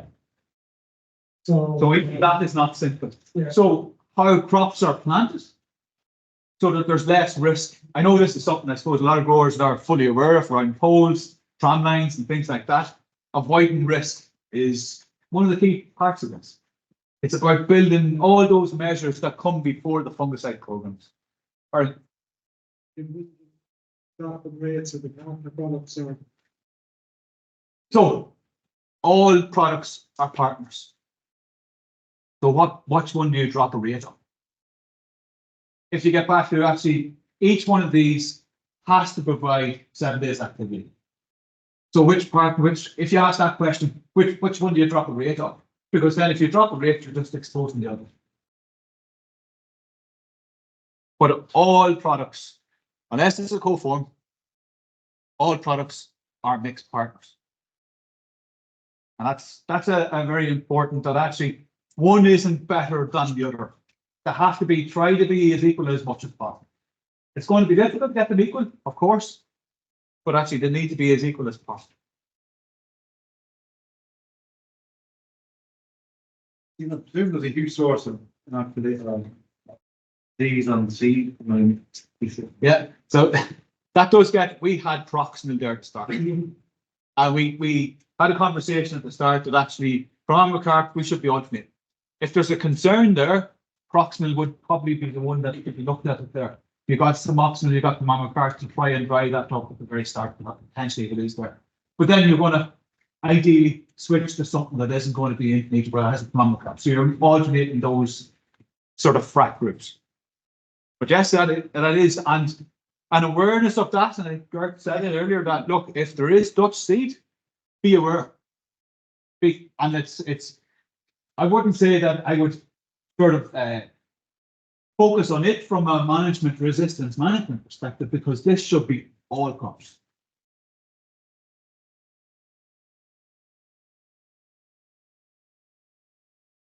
But one thing I would say is, look, I believe it a positive.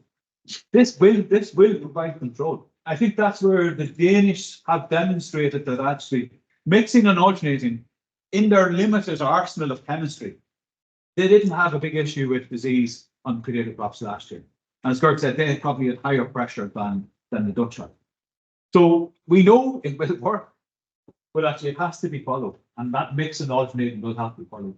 It is going to cost, look, it's inevitable that this is going to cost growers a bit more, but actually the flip of that is, we know we have 43 in the country now. We anticipate there's going to be more of it. That's only an indication of resistance, because I think, as Geert and Faye and David have alluded to, it's not necessarily lineage, it's actually what mutations exist, and they can be across different lineages. So we must assume that there's CA resistance, we must assume there's probably oxythiopripyline resistance. We know that there's fluoacetam resistance in our population. And we have to manage it in that accordance.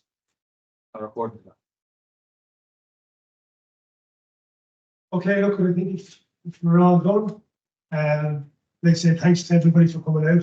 Thanks to everybody for coming up to Dublin on a Tuesday afternoon. I know schools are up, but sometimes traffic can be awful. Special thanks to Faye, to Geert, who's gone, and to David, who's online and to Stephen, of course, for the presentation that they've given. All I can say is, listen, we're all in this together. We're all trying to sort this problem together. Nobody needs to feel isolated or there's something that's gone wrong. If something has gone wrong, talk to us. We'll try and see if we can sort it out, or investigate what has happened. And we'll try and see if we can get over for the season. Last thing, like I said, is if you want to get involved in that Blight action group, or your IAS's points are outside. And with that, all right, thanks very much.